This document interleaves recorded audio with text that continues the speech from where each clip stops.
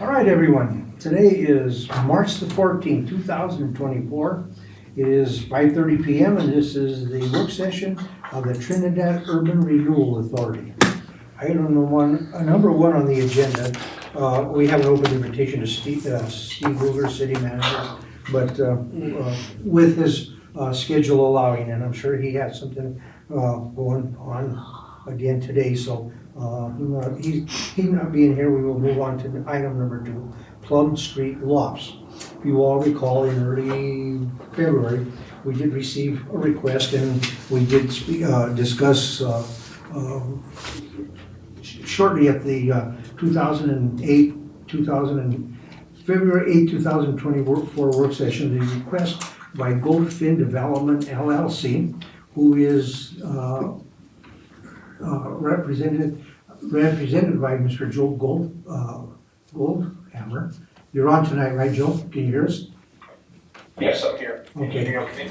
And so the information we had at that time was in the preliminary, and I got it to members of TURA, and it was a consensus of members at that time that we should refer this on to our consultant or attorney to see what it was their thoughts on it. And I've given it to you in there, but Mr. Goldhammer is in attendance and he did provide other information. So at this time, as a courtesy to him, Joe, is there anything that you would like to, you provided information and I did provide all that information as well to Trinidad Urban Renewal Authority. We did have the original information you provided and the second subsequent information, which included an updated or revised pro forma. Is there anything you would like to bring forward? No, just first of all, I apologize. I can't be there in person. I live in Parker, Colorado, and we've got about 2 feet of snow so far. So Nice. getting down there wasn't feasible, but I wanted to be there in person. The only thing that's really changed of any consequence since the last information that I sent you guys is that we did find out that the building itself is not contributing to the historic area, probably because of some changes that were made to the facade of the building. And I just wanted to share that it's given the opportunity, it is our plan to go ahead and try to restore the front of the building to something resembling the historic records, so that we can make it once again a contributing property to the Corazon district and then possibly the state register as well. Paul Flanagan is helping with that. Thank you, Joe. Michael, you're on as well, and I don't know if you're to participate on this or the other things we have down the road on the agenda this evening. Is there anything you had a question on or anything? Did you finalize the tenant agreement, or do you have an update on that? So unfortunately, we're still stalled at the 1 yard line with the lease. The problem, as I understand it, is that there was a miscommunication. They have some small adjustments that they have to make to the first floor. They have to build some lockers to store some of the oxygen tanks, and apparently they needed 3 bids, and they had only received 1 so far, so they expect it to be done any minute.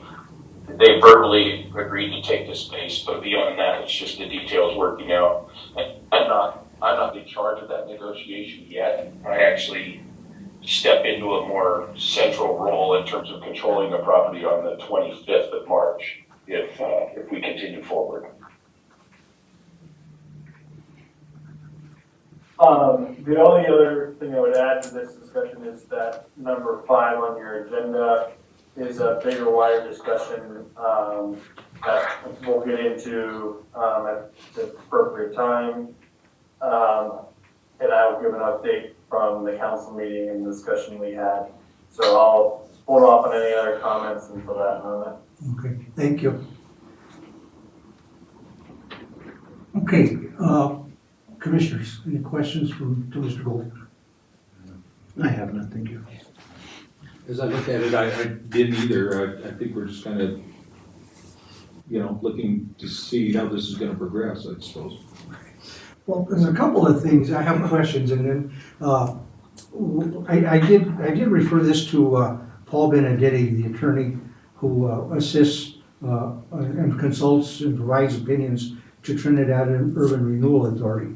And, I did send him the entire package of information, and one of the things that he indicated is that, if TURA is interested in this project or something similar, one of the things that we're gonna have to do is create a program. We're gonna have to create a program and a policy specific to a situation like this or anything similar going forward. He doesn't feel that the level of TIF revenue that we collect at this particular point is sufficient to support grant fundings of this magnitude. And he suggested, and it was one of my thoughts as well, he also suggested that the pro forma or financial projections and information should be reviewed by an outside party, analyzed by an outside party. I spoke with Mike Scholl of Ayers and Associates, and he was of a similar thought, that it would be advisable that the pro forma and financials be reviewed, because if they have experience at it, you might be able to lend more to it. So at this particular point, what is, how do we feel about it? I mean, that's the opinion I got from consultant and attorney. And so, we don't have a program in place that we could go forward with a grant fund of any point until that was to happen. Well, and that's why we have an attorney, that's why we pay a consultant. I look at this right now and say that this is a little early, because I'm also looking at our agenda item number 5, housing now and downtown revitalization, and what was brought up in that last city council meeting and how we may play a different role there. And I think I'd like to see how that turns out, our role there, before we maybe slot something like this in, or new programs or something like that. I think that's the initiative that will give us the guidance, the kind of the North Star, the GPS of the things we can do outside of that. And so for me, I would be, in my mind, I'd be putting this aside for a little bit until we have until we land what we're going to be doing with the city, with us maybe being that kind of gateway or the on-ramp for developers. Does that make sense? Yes. Sure. I agree with Commissioner Howlett. I think some of these issues that haven't been resolved yet, as far as the purchase of the property. I think the last time we discussed was the requirement of the owner of a long-term lease on the commercial property, which hasn't occurred yet either. The advice by legal counsel, there's a way to do it, but we're not set up to do it at this point in time. It doesn't mean that this cannot be accomplished, but I think we might have the cart, the horse in front of the cart, the cart in front of the horse at this point. I really do see that, if there's a way we can help, I'd explore every option until we decide that we can or cannot. But do we want to continue exploring? I think at this point, the ball's in the developer's hands to see what the next step is. And if those commitments are made, then we can probably investigate it further with legal counsel and our advisors to see what we can and can't do. But to exhaust any more financing or dollars on legal expenses at this point in time, I think is a moot point until we know where the developer's going with the property. I would have to agree wholeheartedly with the other commissioners. I just think we're at kind of we're waiting to see the cart in front of the horse type of thing. I just don't want to get out too far and make some type of commitment without seeing how this develops at this point. That's the way I feel. Joe, may I ask a question? Absolutely. I'm looking at your pro forma, and I've been throwing around everything on here. And a question I have is, okay, how dependent is your development or the project on, and I think you mentioned it in the past, but how dependent is the future or the progress of this development? How much is it based on getting grant funds? I think it's a fair question, and I would say it's near 100%. When I initially decided to offer on this property, the decision to offer was made almost completely because of the Housing Now program that was potentially in place. Since we've gone through the process of getting it under contract and starting to do all of our due diligence on it, it became clear that the Housing Now project funds had sort of run its course. Again, there's still it's still potential that there are developments out there that could fall out of the project, and then those funds might be able to be reallocated towards this. But my intention wasn't to come to TURA, for funds that aren't even necessarily, for grant funds that aren't even necessarily part of a, like you talked about tonight, a designated program. That being said, there are a lot of moving pieces. One of them is I've been discussing the situation with Fallon Miller, who could potentially give us some capable financing for the property if we decide to go with a workforce housing type of structure and the deed restrictions that come with that. There's also significant tax credits available because it's in an enterprise zone, an opportunity zone, and an historic district. So all of those things are working together to create a picture of profitability. The thing about the city grant, and again, it wasn't, I wasn't necessarily counting on this pathway to a city grant. I was hoping to get the Housing Now money. What that does is it creates really the most risk-free incentive to do the program. That's just the bottom line. Okay. It's the most risk-free because it's the one that we have the potential to have a funding agreement with up front before we close. Well, and one of the reasons I ask is because in looking at the pro forma, it appears as though you have available financing to be able to pick up the $640,850, which is the purchase price after down payment and the projected $400,000 of construction costs. And so, I understand that there's, it's a slim margin, especially until you get to like 10 months out till you start collecting rents from the habitational tenants. But it appears that, on the surface, there's almost $650,000 worth of loan available, which seems to be the amount necessary to be able to take on and complete the project, albeit there's going to be a fine line of how much there is in those 10 months of development. Right. Yeah. I think without any of what I call the incentive money, the grants combined with the state tax credits, I don't think it's an attractive development, only because the project market rents in Trinidad are so low. What I think makes it attractive and what makes it viable is for a developer that is looking to do this as an investment. And again, we're coming to the table, my equity partner and I are coming to the table with, potentially up to $200,000 in cash to make it cash flow until we get it built. If you look at, if I were to borrow all the entire $415,000, it would lose money until we got those lofts built. And so we're putting in the amount of cash, and we're looking for the same type of, for some type of support or assistance from the city to help bridge that gap, so that we know that this is going to be profitable and it's win-win.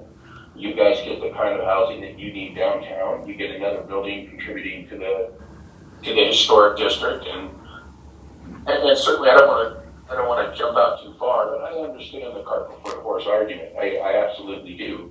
I was hoping to have the lease finalized by now, and certainly the people negotiating that know that. That being said, it is a development that's basically ready to go. There's a few dominoes to set up yet, but it's ready to go. And the thing that will delay it or stop it will be having to create a new program that is equivalent to housing now. I'll certainly hang in there as long as I can. But, you know, without that commitment, it's difficult to see me, it's difficult to see me continuing forward on the path that I'm on currently. Doesn't mean another path can't open up. Understandable. Well, we appreciate you thinking about TURA, and, you know, wish it could have been where we had a program available and in that direction, but it doesn't look like at this particular point there's anything we can go forward with. Yeah, I understand that. That's what I'm hearing. I would ask, you know, and this may be something for the agenda item 5. Well, you know, if you are interested in pursuing some type of a program, what kind of timeframes do you all see that potentially happen? If I was to be bold enough to estimate, it's gonna be, you know, a few months down the line by the time we go through it, determine our goals and objectives and how we would wanna pursue something like that, and then have a policy created that'll be our guiding document going forward. For sure, it wouldn't be enough of a timeline for you to meet your April timeline that you had noted previously that you have for the closing, so that wouldn't be it. And so to project on it, be a little bit difficult. Yep. Commissioner. No, I that makes sense, and I think we're on the same page. I appreciate the consideration. I really do. Commissioner Holly. Yeah, just one thing, and I'm looking at our attorney Paul Benedetti's counsel, okay? And I think it's important for applicants or anybody looking to do that development is to where he says he does not feel that the level of TIF revenue collected by TURA is sufficient to support these type of grant requests. And so prior to that, it's create some specific programs. But if an applicant or the developer doesn't bring us something that actually hits the TIF then that we need, and that may be by getting the right tenant mix in there, getting the right things on the level that actually allow us to get that TIF investment in there. And again, I look forward to revisiting on this, but I don't see us being successful because that's our funding mechanism. Right, and it could be the TIF to that particular property that would be, so you know, there's various ways. It isn't totally the entire TIF that we collect, but any portion that is created by that development could be something going forward that would be part of the financial assistance to them. And that would move me a little bit more because it's Yes. almost like it's helping fund itself rather than taking dollars that we have limited and putting in a project that we have no way of replenishing. If that makes Yes, I sense. understand. Joe, anything else? Thank you, Joe. When you say TIP, what do you do? I'm sorry, is that an acronym for what exactly? I can't hear you TIF, real when well. we say TIF, what does that mean? Oh, TIF, tax increment finance. That's the monies that we gain through, by statute. That's our revenue source. And that's one of the optional or available vehicles for us to work with developers is on the TIF, the tax increment. Gotcha. Joe, thank you for your time and your patience. Absolutely. Thank you, Joe. Thank you, Joe. Anything else, commissioners? Moving on, then we'll go to item number 2. Item number 3, Kip Hamden LLLP request for extension. And I will give a little bit of history on this now. Commissioner Lopez, you were on board, you know the history of this. But in any case, in early 2020, the city of Trinidad transferred a parcel of land to Trinidad Urban Renewal Authority. The location of the land is located on East Cedar Street, immediately south of the current Phil Long Toyota dealership. The land is comprised of about 0.85 acres plus or minus in the landmass. TURA went through the process of creating a request for expressions of interest, similar, or an RFP, if you want to call it that, similar to that done for the sale of the Hughes Lumber property. The property was advertised for sale, for which one response was received, and that was from Kip Hamden. The proposal included a purchase price of $75,000 and a detailed development plan to build a new Ford Chrysler automobile sales and service facility. TURA accepted the proposal and offer August 2021, for which the closing occurred in November of 2021. The disposition and development agreement contains a stipulation that construction is to commence within 36 months, which would be November 2024. The agreement states that in the event that the construction has not commenced within the 36 months, TURA has the option to repurchase the land for $75,000 less certain costs incurred by the developer. Kip Hamden LLP has requested an extension of 36 months, which would be November 2027, for commencement of construction, citing requirements by manufacturers which are creating, and sorry for my typo, higher costs of construction. The letter from Kip Hamden provides full explanation, and I provided that to TURA. It's quite lengthy. TURA must decide whether or not to grant an extension at this point for any time from now till November, or to consider the repurchase of the land. We're not looking at for a decision on that today, but we have to have something to determine how we want to go forward. And by coincidence, yesterday, there was a gathering, a meeting that was held by Kip Hamden and Kip Hamden, Phil Long, and its related organizations, which include Kip Hamden, to explain where they're going forward with Trinidad after the recent death of Jay Jamil.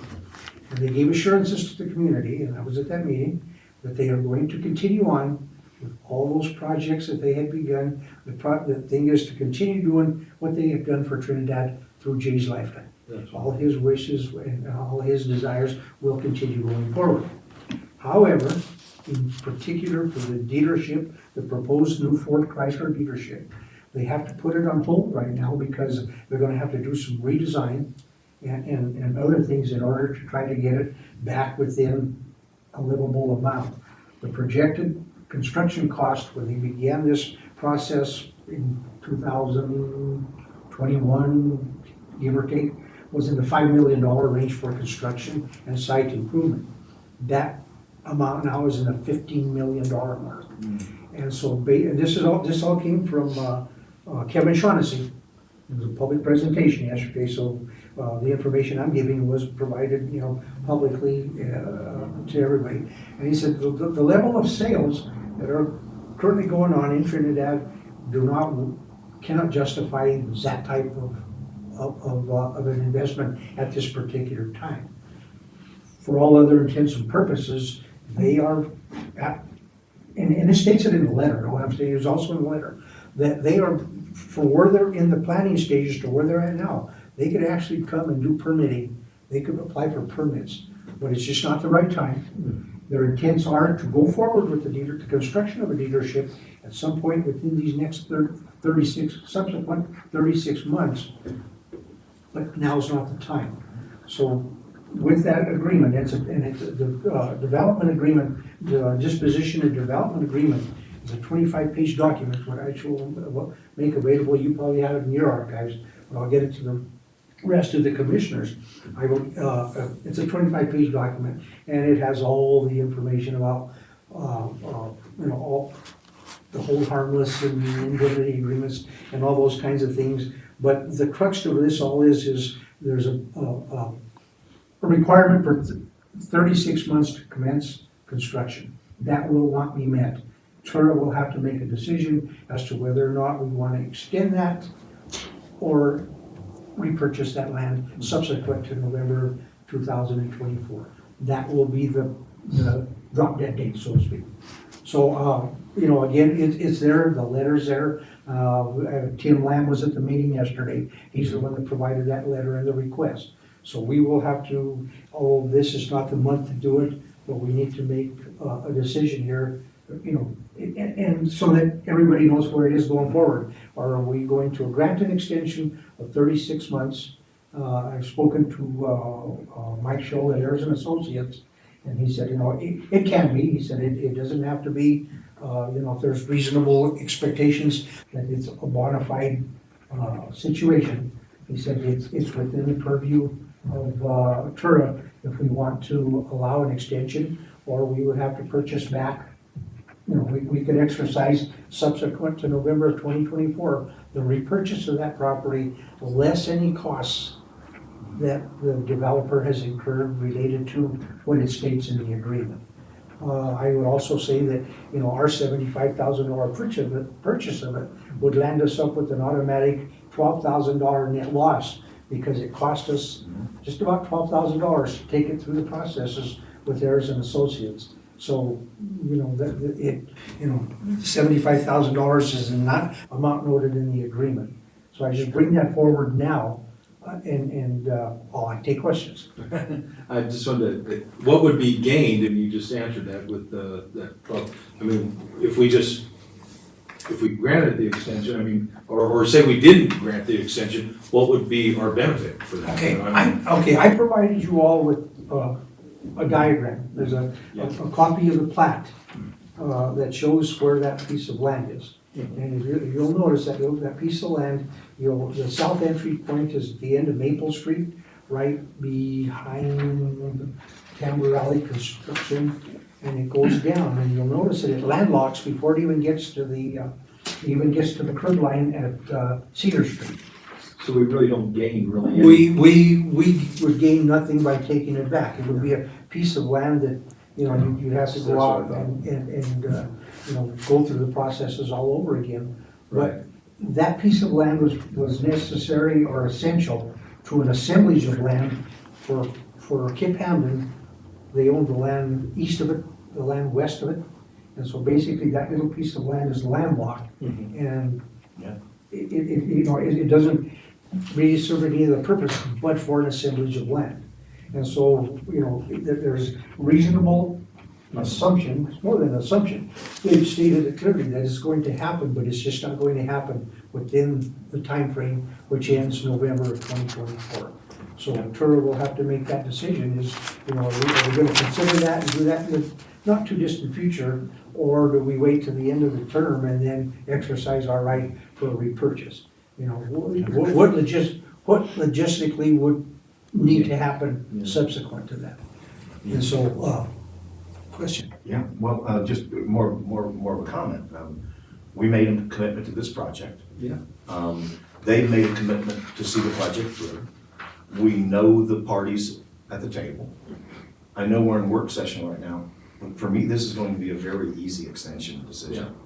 I'm not going to have any, I'll just disclose right now, when this does come forward, I will not have any problem at all granting that extension, because not only with what Commissioner had said with regards to what, not only is no gain or no benefit there, there's a real benefit in seeing this through. On the other side of that. There's a real benefit that we know it's tangible and know where it is.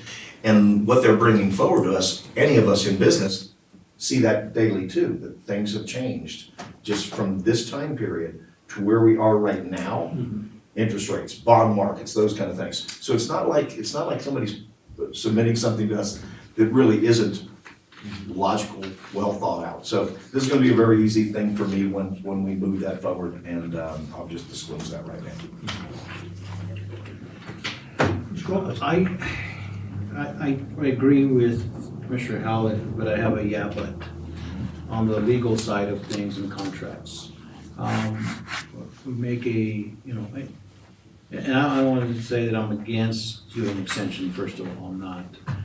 I just want to make sure that we're protected from the legal standpoint of the commitment we made and the contract that they signed with us moving forward, because in 3 years' time, from 5 million to 15 million, what's it gonna be like in another 36 months? And will that business, and any business, have the revenue coming in to sustain a $25 million project? So those are the questions that I'm thinking out loud here. And then secondly, does that mean we'll have another extension come forward for the Hughes building? Because that is not gonna be coming to fruition as well, the agreement that they made as well, because those are tied together. So those are just the legal side of things that my brain clicks on automatically to protect TURA. I guess it is in our purview to grant extensions like anything else with grants and other things that is done quite often. But want to protect ourselves from that because when this property was sold, there was a couple of developers that didn't come forward and be announced who they were, but they came to me and announced some disdain on the process. And I said, well, we did our process properly, we did our due diligence, we advertised it, we did this. So now moving forward, if that contract is extended, I just want to make sure we do it legally and properly if we decide to do so. But those are my concerns of a project of this magnitude. Hopefully moving forward, I mean, we're talking millions, not thousands of an increase in building expenditures, which of course our economy is in that boat right now. But to protect the residents of Trinidad and the authority that we have as urban renewal board members, I really want us to just make sure that Mr. Benedetti can thoroughly look at this before we make a concise decision. 100% concur with that, and anything I do would always be through our. All right, and I did talk to Mike Scholl, who was instrumental in creating, because that's one of their specialties. And in there, when I did speak with him a couple of weeks ago, he said, if that is a desire of TURA, it can be done. He said it's not, it can be done, it's within our authority to do so, and he could work on that. But we can take it to Paul Benedetti as well. And like I say, but that's where it is, so, when we get, you have anything? Yeah, I do. Go ahead, Commissioner Baker. That's kind of what I was saying. What would be the downside to that as far as, if it's kind of a, yeah, let's grant them the extension and everything like that. But what was, the legal part of it, I mean, what, if we just say, yeah, just give the extension is fine without asking some of the other questions. But on the other side of that, I wouldn't know that. I mean, as we're looking here, I'm just kind of looking at this coming on dry, and I would say, well, yeah, if they just need more time, that's fine, because the benefits are gonna certainly be there, and the intent's there and everything like that, but I just haven't coming into this kind of new with that land property. I could just see that, it's, maybe there's something I'm not seeing, and that's why I was asking why would we not want to grant the extension? And it was brought up right here, so I'm okay. Okay, well, in my opinion on it is, I've given you all the information I have, but my opinion on it is to purchase that land back and go through the processes again. I mean, it can be done, that's what it would be. But it would be one where, you look at the layout of the land and where it's located. What would a future owner, without the assemblage of land, if you don't have everything around it, what could you do with 34,000 square feet of land with no no access, or there's a lot of that, so that's when we're logically. The other thing of it is the developer provided $75,000 already that bought it, has in good faith taken this thing forward, and I think someone from the planning office is here tonight, they can tell you how far into it the information is in the office downstairs. I mean, it isn't that there's not been anything done. It's just by happenstance and circumstance that things have taken a twist at this particular point, and that's why that is. Now, one of the things that I have to mention on the price that we got, okay, the amount that we got, $75,000, was a pretty substantial amount for that piece of land. When it is offered for sale, and it's somewhat different, this land was sold different, how do I want to put it? The statute requires that when you dispose of a piece of land, except for what we did with the Hughes, because that was given, the city had us do that, and there was a predetermined amount. When we put land up for sale or for disposition, it goes at what is called fair value. The fair value is not the market price. The fair value is determined upon what the benefit to the public is going to be based upon you selling or disposing of a piece of land to a private party. And so that fair value could be $1, but based upon all those things that come as ad valorem taxes, jobs, sales tax, all those things. That proposal that was brought to us, the development agreement and proposal that was brought to us from Cape Hamden contained not only the jobs aspect, the sales tax, the ad valorem aspect, it also provided a fair amount of money. Well, yeah, and to your point, $16,000 paid, we get that property back. We don't want that property back, I really don't, No. almost submit. Is that another, then you take it through the process again. Pretty soon, at $75,000, take 16 grand off of that. Add another taking you through the process, do that. We're certainly not the fiduciarily responsible body to keep on bringing those things back. And Chairman Drago was correct in the presentation when the former members of this board were agreeing to sell it for the 75,000 was to exactly promote development, jobs, sales tax, revenue, all the things that come with a new development and a new dealership was there. So now we're gonna be put off for 3 more years. I think the board really needs to look at that and maybe look back at the history of that perspective and under the pretense what we agreed upon. So, you know, I get it, the economy's gone bad and things cost a little different now and it's landlocked and there's a lot of bad things that are there, but what was the purpose and the intent that this organization at that time moved forward? And I think we just really need to really look at all of that before we make a concise decision. And they're asking for an extension of 36 months. Their development may not take 36 months. It could be, you know, in the ensuing year, but they have to do certain things. So what are the takeaways for me from here? What's the next step? So I would, I'm sorry. I would like to see this as an action item. I would like, in the meantime, us to be provided with the information we need in order to look at that, because a lot of things, other dominoes have fallen into place since that one piece of property, and then the used lumber building being now sold. And that, so those are all kinds of together. So I'd like to have us do some due diligence on that. But I would like to have this move forward on an action item. I'd like to have this be able to do as Commissioner Lopez said. Let's do our due diligence. Let's make sure that we've dotted some i's and crossed some t's. Put it on the action item, because I'm really I will be a proponent of us moving forward with an extension. So give us some time to make sure we're there. Or maybe we add another board member here soon too, right? And there's plenty of time, in my opinion, to you know, really examine this.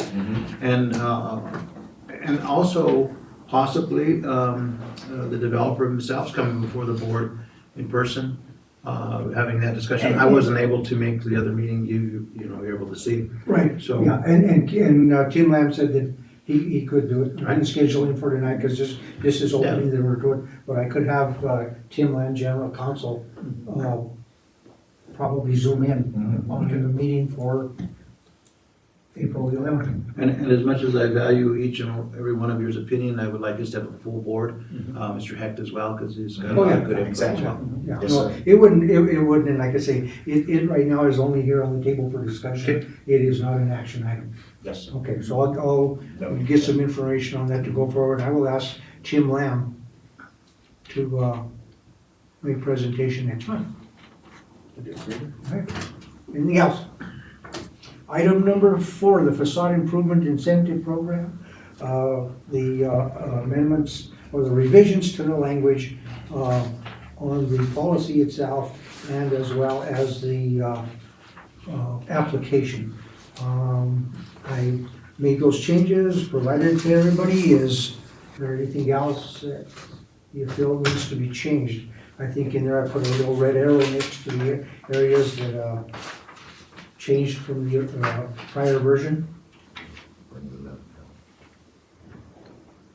And the one thing being is that we are taking away the increment payments.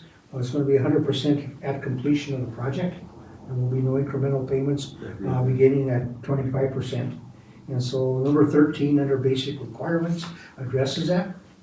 It also states the time certain that it has to be, project has to be ready to go in 90 days and has to be completed in 12 months. And something that I didn't realize till I started looking at the application actually had that information on it. So it really had little revision there. It's only in the, it's restating it on, or clarification on it on the policy, on the policy part, on a document and on the application. So those are the changes that were made based upon what we discussed in the past and the marching orders I was provided by commissioners. So if that's all right, it is on action, it is under new business for action tonight. If that is approved, then we can begin, let's say, April the 1st, taking applications. Okay? This is what we talked about. Yes, sir. Okay. Mr. Focus? You're familiar with this? Yeah, we've read it a bunch of times. It's basically this one here. This is- Yes, yeah, Okay. that's the That's the 12 application part, months. and then if you back up to the policy itself. Yeah, I it saw those states two. that, yeah, I just so, and copied that part actually contained, Okay, that's the 12-month. that's the 12, Okay. the 3 months to start and 9 months to finish. I lost 12 months to finish. Got it. Okay, And I'm fine with it. It's great. okay, April 1st sounds all great. right. That being the case, then, we will have it as an action item under new business tonight, and then we can begin taking applications. I need to be able to make a determination. I need to put somewhere on here how they can get this application. I think I'll see if we can get it on the City of Trinidad website. We certainly can put it on the chamber page profile as well. Nice page, I saw that. Thank you. All right, I'll work on that. Okay, item number 5, housing now and downtown revitalization. And we have Michael Yearman with us tonight. If you all recall, we all sat in with the city, on the city council meeting this past March the 5th. And we all got to listen to the same thing. Michael Yearman is, I wanna say, I'll call him the leader on this if you want. And, I think a lot of this was his idea, which is a good idea. And so, Michael, I'll just let you go with it from here because I think you've got a better, as much of a handle on it or better handle than I do. So let's go with you and then we can chime in after that. And I believe, Nick, are you able to end that Yeah. out real quick? Thanks, sir. Thank you. Thank you, Nick. Thank you. So what Thanks, Nick Nick. is handing Appreciate it. out is the original program guidelines for the Housing Now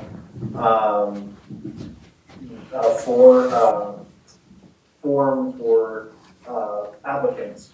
I think you guys were in the meeting with the council, but so far, the $2 million that was allocated in that incentive fund, it produced 182, a commitment to 182 workforce housing units, 65 million in private investment across the 16 projects that have been funded, 90 new housing units, 92 revitalized housing units.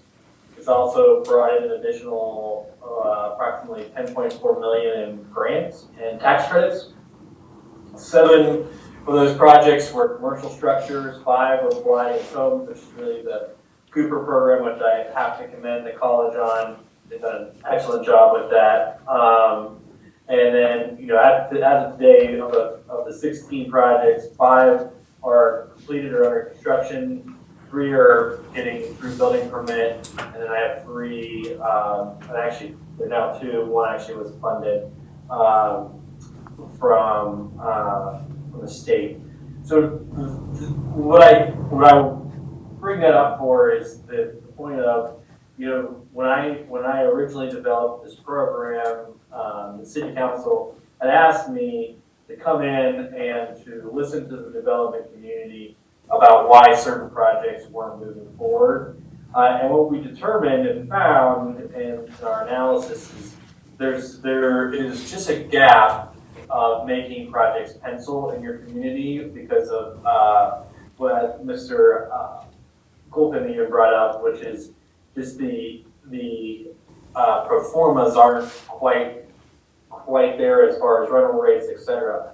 The other big piece that, especially as it relates to what you guys do in the downtown, mixed use financing is really difficult. especially for applicants going into banks to get loans. And it was more difficult when you start talking about upstairs units in a mixed-use building. There's not, there's a commercial loan and there's a residential loan, and they're just not something that the bank sees all that often, especially in smaller rural communities I serve. And so that program really serves to, again, the program name is Housing Now, so it was intended to be a shot in the arm and to get projects that have been kind of stalled out, either to commit or basically to get off, or stop talking. And what we saw was this big thing. What I would say is that, the city council, talking to the city council and city staff, looking at budgets, the idea of continuing this program at the current subsidies that we were providing isn't realistic for the city's budget. Again, it was an opportunity for the city at the time that they had the funding sitting there in the marijuana tax fund. But since then, the city's done an excellent job of doing different projects with those funds, and so there's not nearly as much money. But what has come about out of this program, and I think where I've seen a very dramatic shift in some of these projects moving forward, is in the downtown. And I think there's an interest, potentially, in looking at how we might restructure a program to work with TURA and the city to potentially fund some of these projects. I mean, I completely understand the comments around budget, and from your legal counsel on the fact that TIP is only generating enough funds to kind of sustain you guys as a board. But the city council, I think, could also be part of the solution, but they have to be part and parcel with you. And so what the feedback we're looking for tonight is, one, if TURA wants to look at this potential partnership and moving forward with, obviously it won't be exactly what we have been able to do, but the idea of partnering with the city on certain projects. And the missing piece, I think, from Housing Now that we would need is that TURA is in a good position to be able to remove, is able to review the projects and potentially make a recommendation. We internally, when we discuss this, I think there's a realization that city staff will have to assist in providing some administrative assistance in getting projects to the board and having some analysis done, and even the potential of having an outside consultant to look at pro formas. But where we're at tonight is the first step of getting some direction on A, are you interested? And then B, what would this look like? And then the last thing I would say is C is, what would be the time frame on this? One thing I'm a big proponent of is to have a program that has a very definitive kind of guardrail around it, in that you're looking for a certain result. The Housing Now program, we wanted to get 100 housing units up and running. We hit 182, which was beyond my expectation. But that said, we set out to try to get these projects in the development hopper within 2 years. And so I would be looking to TURA for some direction tonight on if we were to A, are you interested? B, again, what's the goal? And C, what is that time frame? So with that, I will answer questions, and I would appreciate some general feedback tonight, so that myself and Nick and Steve can start to start to draft, if it's a desire of TURA, some types of policies that we could potentially be talking about, and what we would want to be seeing as far as projects being brought forward. Does that make sense? Guys, I'll go around the table first, and Commissioner Howard. So, when the Housing Now project was put together, which quite frankly, some people say that Trinidad can learn a lot of things from other people's successes and failures across the state. I think this is gonna be one of those things that across the state, people are gonna learn and utilize Trinidad's success when they're looking at their own area. So I think we are leading in this. When this happened, it was about 2 years ago or so, Downtown Colorado Inc. had the kind of the convention, the expo, whatever, up in Pueblo, and Wally Wallace represented the city with regards to this Housing Now. And at that time, I questioned there, and I questioned in our subsequent meeting here, why weren't we at that table? Why wasn't TURA a party to that? It's in our service area. To me, it made a lot of sense, and to me, I thought there was with the TURA being at that table at that time, with the toolkit that we can bring forward, made a lot of sense to me that we did. So personally, I'm glad we're now here again at that point to bring TURA there. I do see this, we could be a great advisory first stop. This is where your first stop is. This is where you come to us. We get better at it, we can utilize some of our tools, and we allow ourselves to maybe vet some things prior to it going to planning, prior to it going to the city. And so I find where we are right now to be exactly where I had hoped we'd have been two years ago. So when you say time frame, I think we'd be ready. Certainly this is something that I think with administrative assistance, because that's one of the things that really hampers some of our tourist operation. If the city, as part of this, were to help us with that administrative executive director position or functionality, okay, then I think TURA would be in a great position to assist the city. And not only this, but other opportunities that would come forward. So mark me down as a big advocate for the direction we're taking. Thank you. Commissioner Lopez. Good evening, Michael. Nick, nice to meet you. I'm Luis, nice to meet you, sir. I'm sorry, I remiss Go ahead. Nick Mason, he's city planner. I'm sorry. And, the revenue is what I have concerns with for urban renewal, of a lack of that. We don't have a lot of funding come in. I think we just got our first staunch for this year's taxes at $10,000 some dollars. It's not a lot. So being a partner with the city is great, and we would love to do that, in my opinion. I would be working with the city, moving forward hand in hand.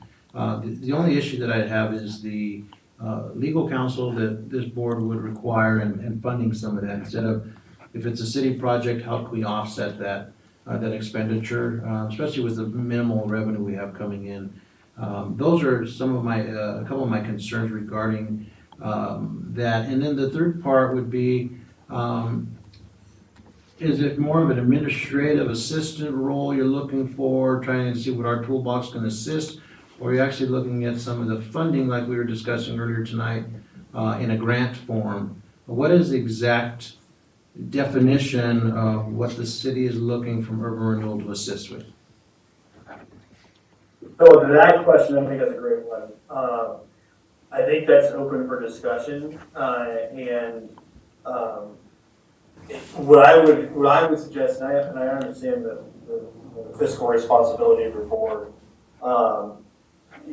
If this is something of interest, would be worthwhile for you guys to talk about if there was a pot of funds that you would be able to set aside and earmark for a program like this.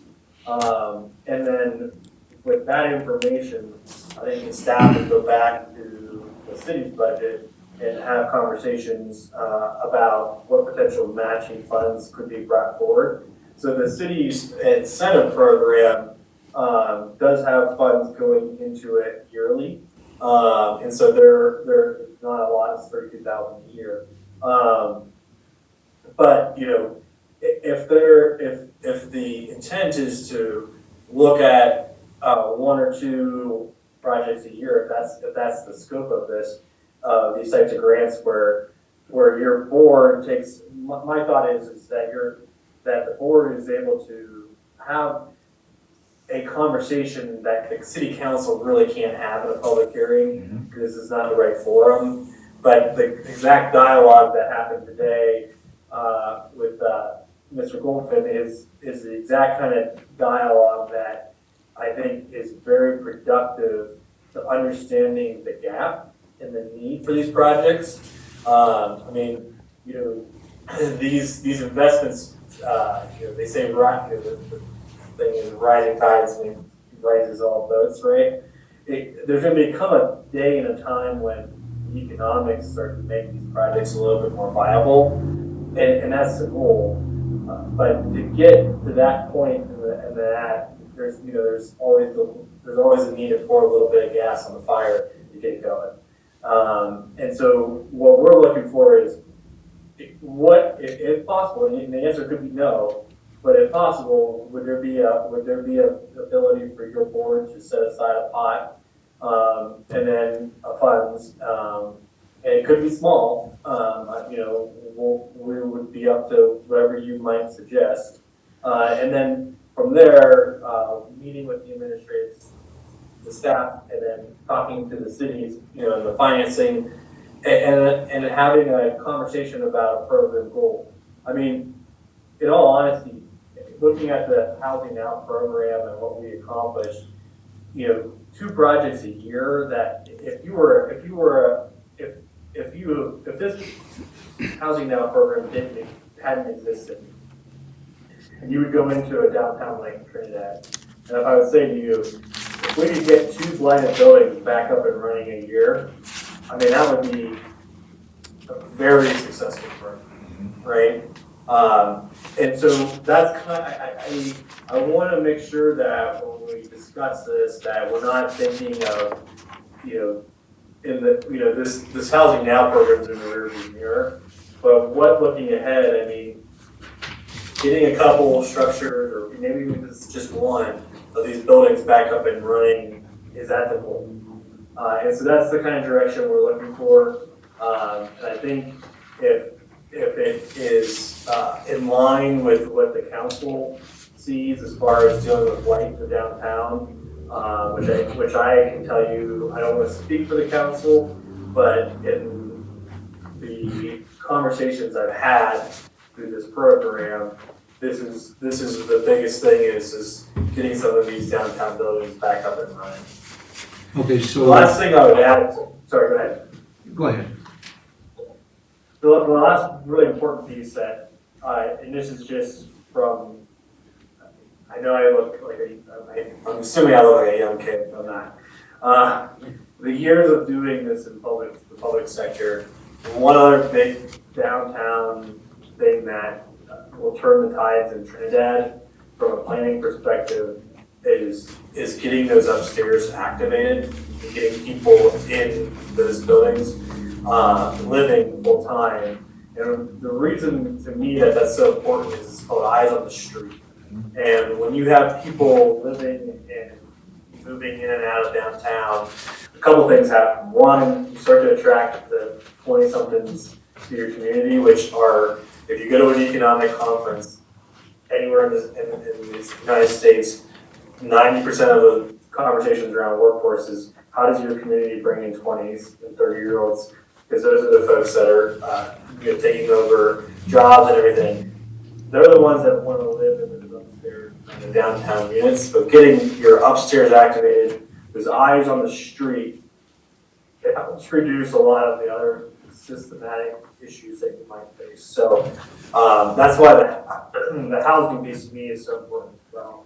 Be kind of part of the solution. So to wrap my head around it is pretty much another avenue for discussion to take place other than in the city council meeting and or in the planning and zoning, which is probably not the right venue for some of these discussions, and this venue would be appropriate to move forward and assist. I have no issue moving with that, other than expenditures that we would incur, and I think that could be developed. Now, what you're thinking for 2025, now the budgets have been set, or were you thinking sooner than that? I think that's, again, I don't wanna push an agenda here, you have two questions there, I'm gonna answer the first one and then the second one. The first question or statement is really great. You're absolutely correct that planning and zoning and city council, you can't talk about a current development project as a quasi-judicial process. And the fact that if they have to take a land use action, they can't have an open dialogue about pro forma, et cetera. And in fact, pro formas are not even a consideration when approving a land use application.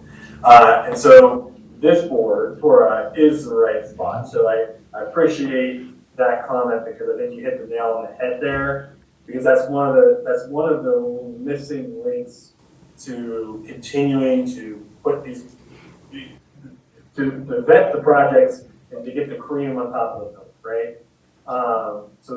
That is a very important point. And I think to put a bow on that comment, you're absolutely correct. Your board would need staff support. And I believe that the city staff, when we initially kicked this off, I think that's a commitment that would be part of the deal. That would have to be part of the deal.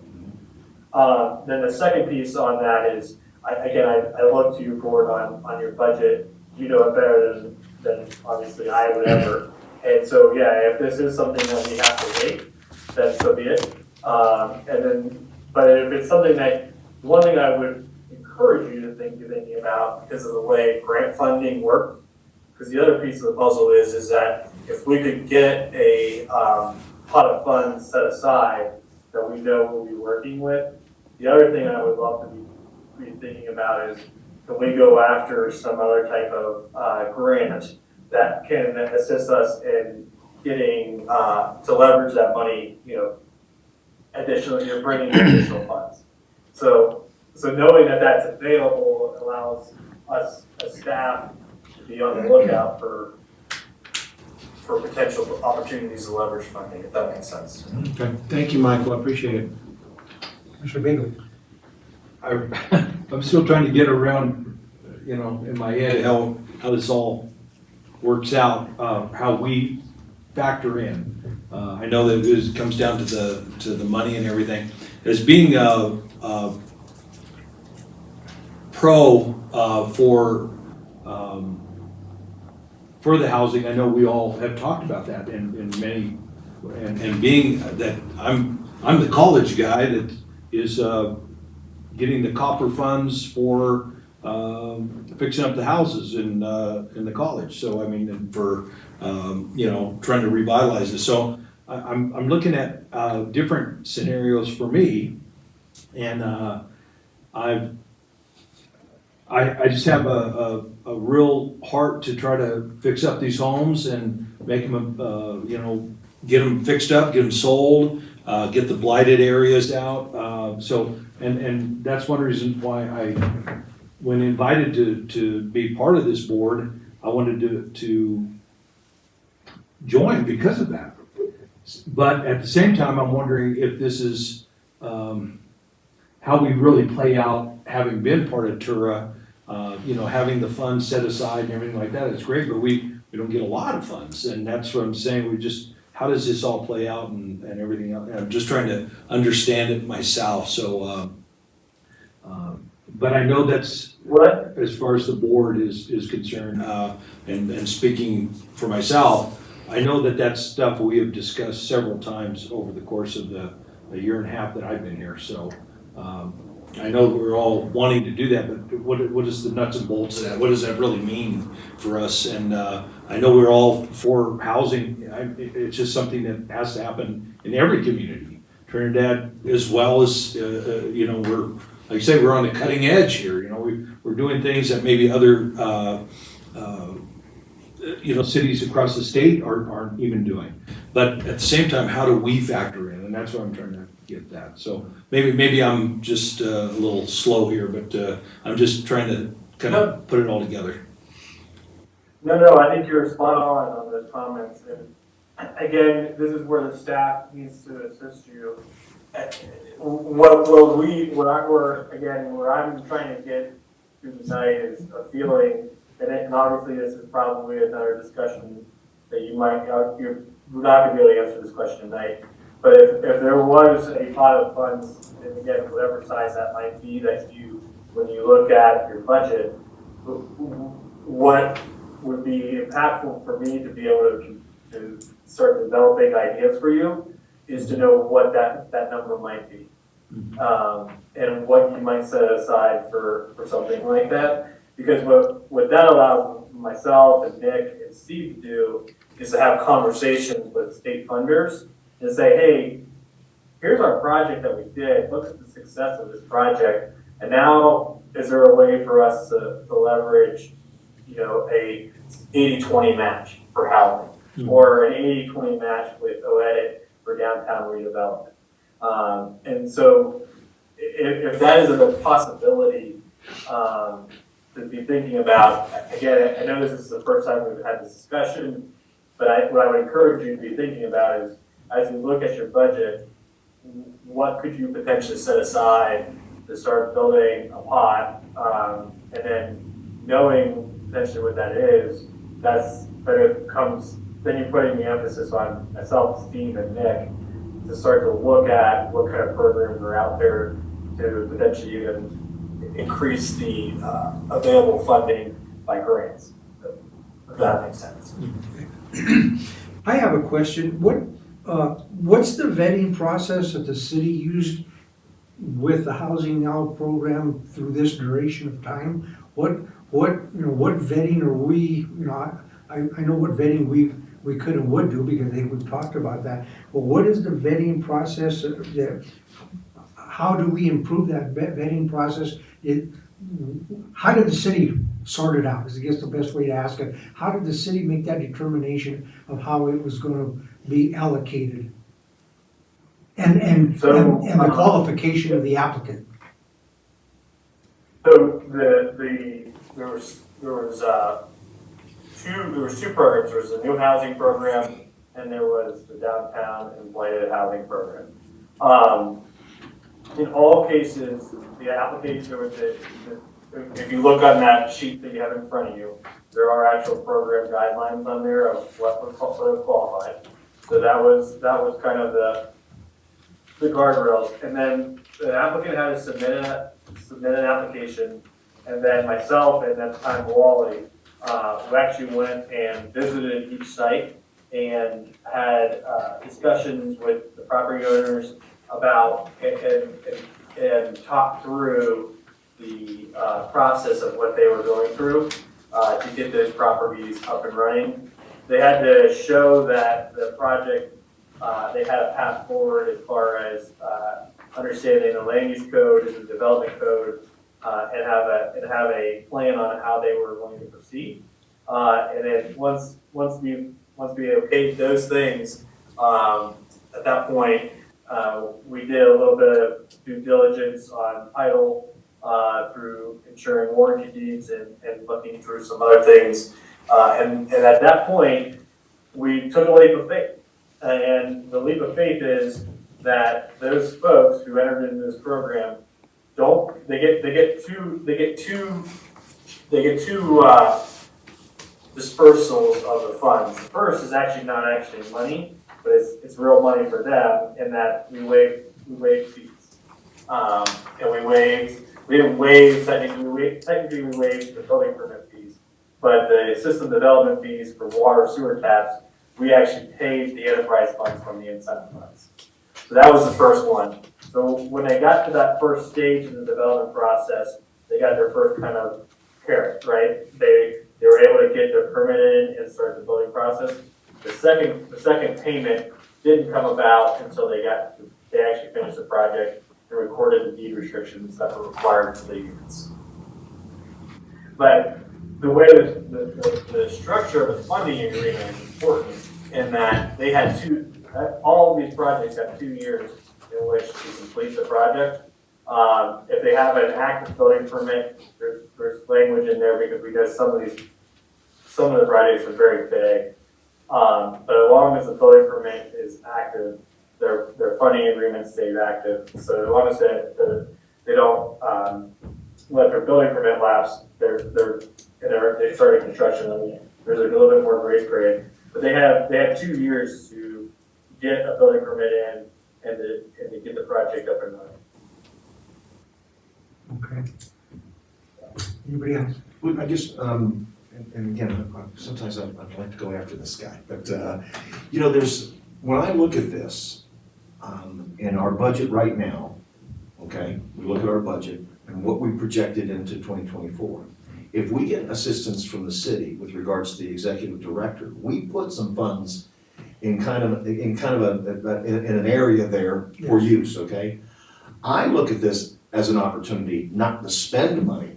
I look at it as an opportunity if we were able to seed something, that this is a make money, this is a bring in money, this is a go out for grants that the city can't go for right now as it's constituted, but a TURA board can go. So I kind of look at this as, and the devil's always in the details, but I kind of look at this as an opportunity that if we were to move forward, if this made a lot of sense, if we were to vet things and we were to get the city support from a staffing perspective, that if we were able to provide some dollars into a pot, and those dollars actually had the goal of acquiring more dollars out there in the grant world, I see it as something I would love to try and have the opportunity to put a Michael and his team together to try and see if they can make that happen. So to me, this is a money-making opportunity in a time where TIF is going down, marijuana sales has gone down, everything is going down. It actually opens up a revenue source in my mind. Okay, I'd love to see if that actually is true, but I believe it is.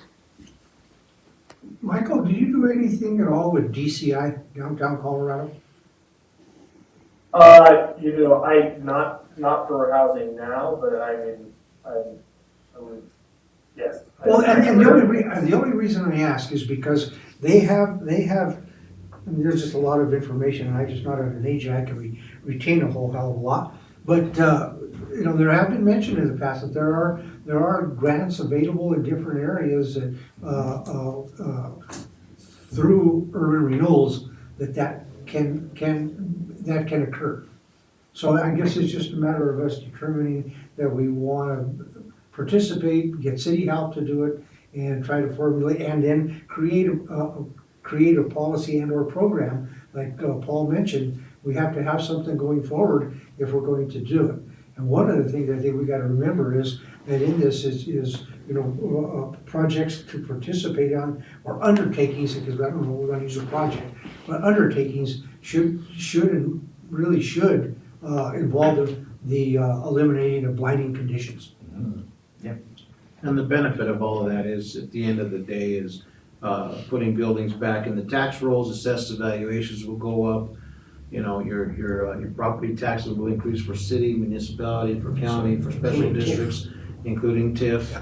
But so it is a win-win. It's just how to get there from point A to point B. I would love to keep exploring this option, but also keep in reminder of our limited revenue and resources. And as far as the budget question, we can always amend our budget. If maybe there's a possible city match as well, to offset some of those expenditures and or in-kind services from the city. So there's some things we can maneuver. Yes, sir. My request to your board, again, not tonight, is something to stew on. What I'm asking you for is to give me some direction on what you think is the right amount. Because with that knowledge, I think the council would probably concur with your direction on if we're able to, I don't want this number to get latched onto, but let's just call it $50,000 and say the city also matched a $50,000. If the marching orders were for me and the rest of the city team to say, hey, we're going to create a pot of funds for $100,000, but what we want to see done with this money, this is an example of the direction I'm looking for. What TURA wants to see is that $100,000 be leveraged in some type of program. And could you bring us back examples of different grant programs that might fit what you have described to me tonight, which is the elimination of blight, et cetera. Building the tax road, getting buildings back on, and open and create city sales tax. Those types of parameters are what I'm looking for with an idea of what obviously you gotta be financially, fiscally responsible. So, but if you could give me, if you could bracket that, that gives me something and Nick to start to work towards. And this is a very unique time in the United States because of the different types of funding grants that were in the different packages that came out of the feds.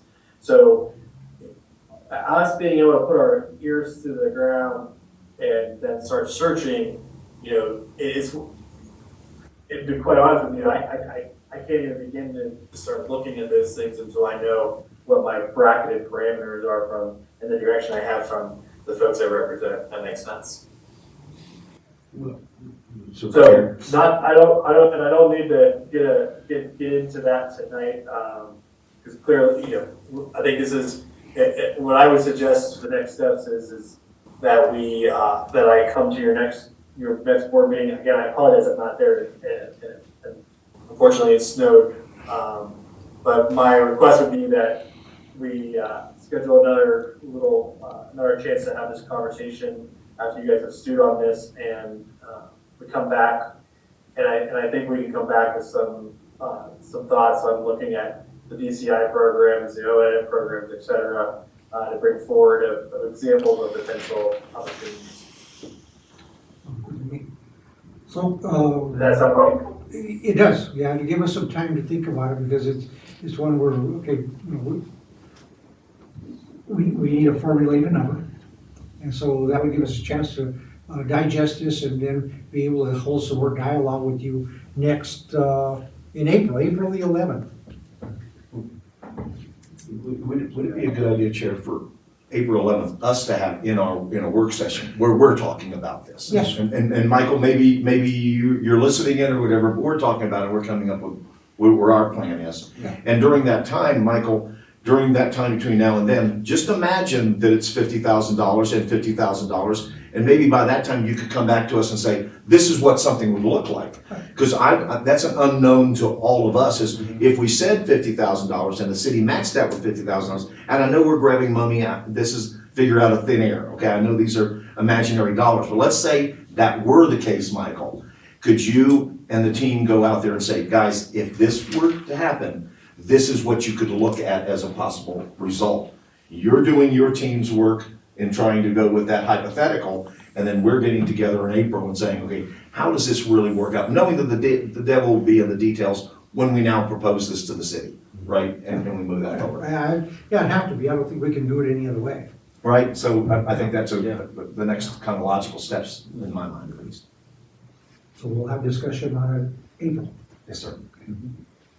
All right, thank you so much. Thank you. Thank you, Michael. Good job. Sorry the snow kept you away. Anything else on that? It's definitely was a waking up to a surprise. So if I didn't have to drive down through West Cliff today, I probably, if it wasn't Pueblo, I would have tried to push it, but it wasn't gonna happen. We need the water. Sorry about that. Thanks, Michael. Thank you. Okay, so we will have get that on the agenda for next month. And I'll try to figure out what other details between now and then. And, because we will, like we discussed earlier, have to start creating program and policy to make sure how we take that forward so it works out at every stage going forward. Just one last comment. On your paperwork presented tonight from SCED, you have the former mayor, former city manager. You might want to get those headings corrected. This was the original. Oh, Yeah, that was original. that's the actual. That was actually that was actually when I was. Oh, okay. I had the same thing on, I it just- should have been dated maybe. I just didn't wanna see, Ed Grego, Chairman Grego here, his wife not being included as our new mayor.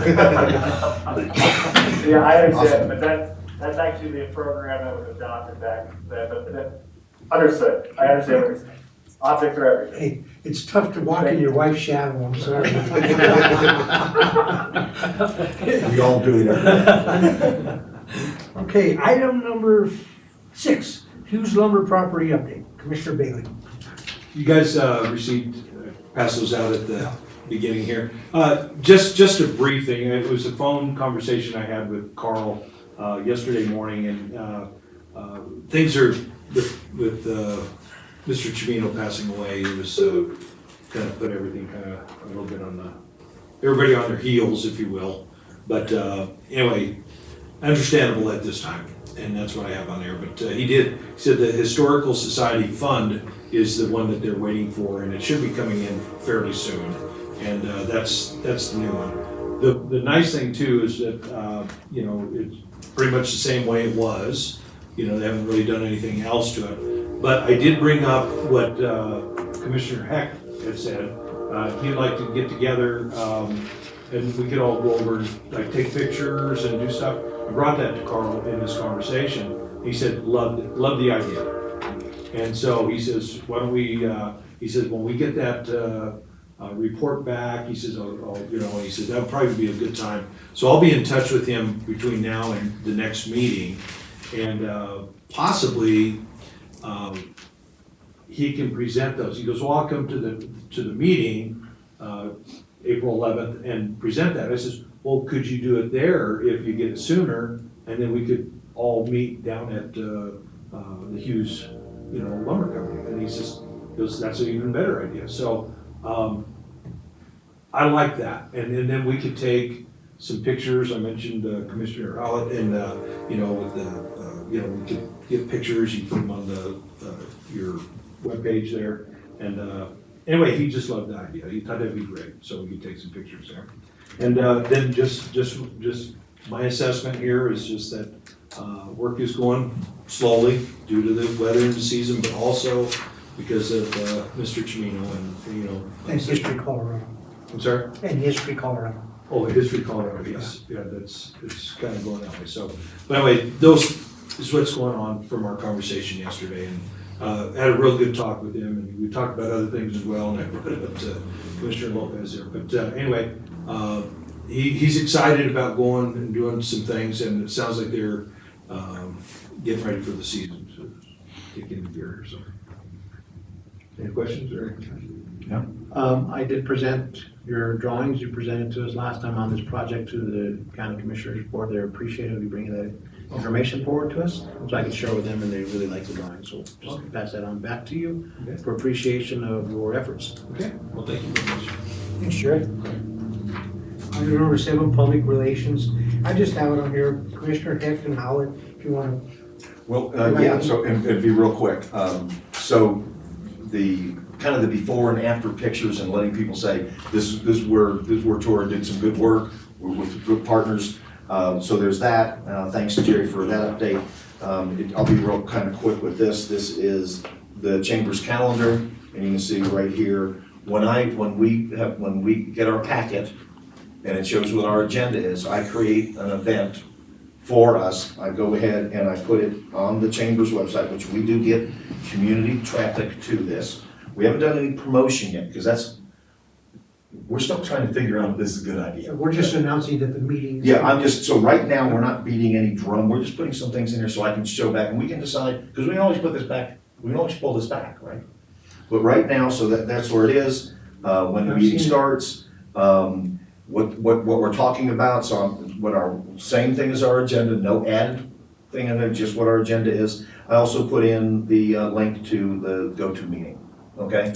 So that's kind of where we are right now, just a soft little touch at this point in time, that's all I have. Thank you. Item number 8, Boards and Commissions, and the, on March the 20th, next week, Wednesday, at Space to Create Commons, CIRSA, who is the insurer for the city of Trinidad, will be providing a training from 8 AM to 12 PM. And it's a good place to go to know all the do's and don'ts, your legal responsibilities, and where you could be responsible if you act outside of the parameters of your appointed position. And so, quite interesting. Yeah. But anyway, it is next week on the 20th, Space to Create Commons. I have a comment. I'd like to go. Are we being advised that we should go? You are very highly encouraged to be there. Okay. Boards, commissions, I don't know if employees, but it's one, they've had them in the past. I think the most recent one was online that I can recall, happened during COVID or somewhere around there. It was online. But yeah, these are things that they would tell you if you went to a 101 training after your appointment to a board or commission. You used to have to go to Denver to do it. CERSA sends them out now, and so it's one of those where, basically if you follow, it tells you about communications, open meetings laws, and all those things that you have to make sure you don't overstep your bounds to keep you you and us out of problems going forward. I will be there, but there's a chamber luncheon that same day. So just want to let everybody know, I will probably sit towards and leave, Okay. kind of about a half hour early. So I'll be there, but we'll have to leave early. You'll be there, but you won't be there. But I'll have to sneak out, exactly. Do they need an assistant to teach the class on all the boards I've served? You can ask. Well, I'll try to attend. the nice thing about it is it's spring break, so we can probably. Item number 9, items for future discussion. I think we have plenty that we need to do, but does anybody have any suggestions on what to do? Okay, well, we We have can nothing run right with now. what we got here. All right. Anything else to come before us in work session? If not, it is 6:56 PM. It is March the 14th, 2023. Let me write this down. This is a regular meeting of the Trinidad Urban Renewal Authority. Item number 1 is roll call, please. Bagley, Here. Heck, Howard, Here. Lopez, Here? Grego. Here. Item number 2, approval of the minutes from the February 2024 meeting. Is there a motion? I'll make a motion to approve. Commissioner Bailey with a motion to approve. Second. Commissioner Howlett with the second. Are there any questions or comments? Roll call. Bagley, Yes. Howard, Yes. Lopez, Yes? Grego.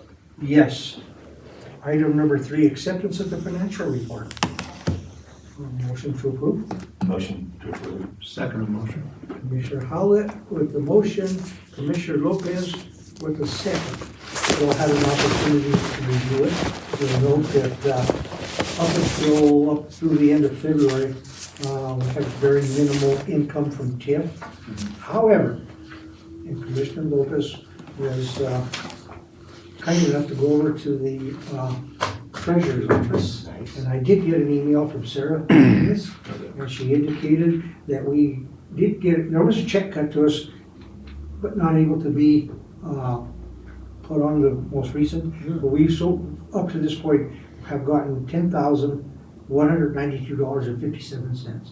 So that would be coming from the treasurer's office, or has come over. It will be deposited and will reflect on our end of March financial statement. We'll see it next month. But it's not on there now, but I think it's got $40 year to date now, but that will change on the end of March. There's a motion and a second. Any other questions or comments? Roll call. Bagley, Yes. Howard, Yes. Lopez, Yes? Grego. Yes. Item number 4, consideration of bills.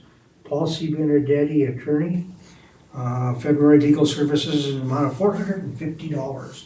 And that bill is attributable to getting an opinion for the subject that we talked about in the work session earlier this year. Is there a motion? Motion to approve the bill to Paul Benedetti for the February legal services in the amount of $450. I'll second that. Commissioner Howlett with motion with Commissioner Bagley with a second. Any further questions or comments? Roll call. Bagley, Yes. Howard, Yes. Lopez, Yes? Grego. Yes. Item number 5, petitions or communications, oral or written. Is there anybody in the sitting audience or anybody attending via go-to meetings that would like to address Trinidad Urban Renewal Authority? I will ask again, is there anybody that would like to address Trinidad Urban Renewal Authority? Let the record reflect that we have nobody that has come forward.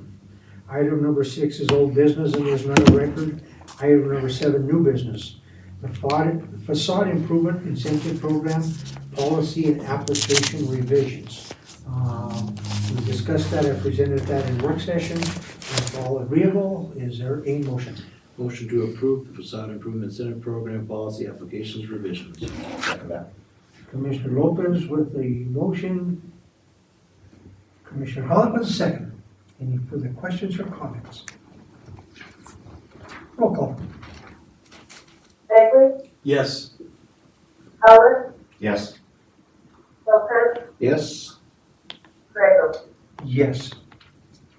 Item number 8, executive, report by executive director. We have no executive director, that is chairman of the board. I do transact and take care of business on a monthly basis for urban renewal. Would like to start out by extending sympathies and condolences to the family of Mr. J. Chivino, passed away on February the 24th. And he was a great friend and champion of Trinidad, and we will miss him. And so just wanted to say that. I think it's one that is on everybody's thoughts and minds at this time, and condolences to the family. A couple of things. I did recently receive an inquiry on the facade program from Keely Williams. Did advise her that we would be working on that and applications would open up in the future. So I did get that communication. I told her it's basically as it opens up, then application will be required. Item number, the 5th of March, we all met with City Council regarding what we all discussed this evening with Mr. Michael Urin. On the 12th, I did receive the information on TIF from Sarah Martinez at the Treasurer's Office. March the 13th, 2024. I had a meeting with Steve Ruger. He asked that he and Paul Glenn have a meeting, and it happened yesterday after the agenda for the month had already been sent out. But there are some concerns and they're wanting to see if TURA would want to participate or be a part of something regarding the Opera House. Opera House has its problems, obviously. Paul Glenn did provide a bunch of information of what they have in mind, conceptual drawings and some other things related to what the building may look like as going forward. But there are certain structural concerns at this point that they would like TURA to consider. So that being, like I said, yesterday's meeting, not enough information or time actually to get it on the agenda. I will have that for everyone on next month's agenda. And then another thing to be brought up is, I don't know if you've seen it, and maybe everybody has. I think it was on Facebook and in the newspaper. There will be a online only meeting to give information on the Holy Trinity project by Kip Hamden. And so Kip Hamden and the Long organization.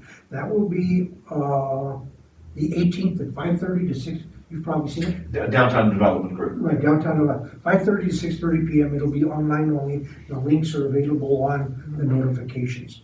So just all that information. Then again, the CIRSA training on Wednesday. I have nothing more. Item number 9, reports by commissioners. Commissioner Hallett? Nothing to report. Commissioner Lopez? The discussion with Cougar Canyon has not occurred yet with the city manager and city council. There was some missed wires or missed emails between Mr. Dorenkamp and Mr. Ruger, so we've advised him to attempt to make that connection to see how the city wants to proceed if they do it all. So that's kind of where that's at. As far as the CIRSA, I'm gonna try to be there.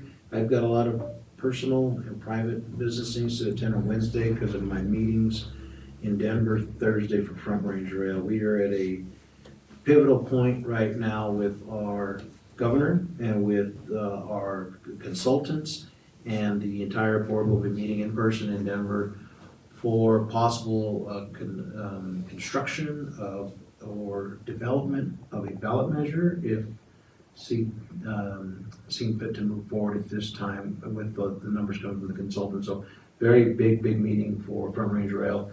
The Federal Rail Administration is designating Trinidad as one of its major possible hubs. And so there's a lot of revenue out there, a lot of money that we can go after to hopefully commandeer that spur line from Pueblo to Trinidad sooner than later. So it's just a matter of having the good hard numbers and having all of these smarter brains than me collectively together to make the determination if this is the right time to go to the taxpayers and ask for a tax measure. So we'll have that. So I'll try to be at that meeting on Wednesday, but I've got a lot of things to probably get in order before I leave for Denver, because it's going to be a long day. And then the county will continue to move forward with looking at the taxes for the treasurer's office, and I'll continue to check with her regarding our TIF funding. And I didn't have a chance to talk to Donna, just Sarah was there, so I didn't get a scope of what the revenue's coming in as of yet, but according to what we got, it looks like it's probably right on track. So for the first payment in February. I have not. With that, Motion to adjourn? we come to item number 10, adjournment. It's 7:06 PM. Motion by Commissioner Howard. Good work, good work, team. Second? Second. This conference is no longer being recorded. If there are other questions or comments, we will consider this adjourned at 7:06.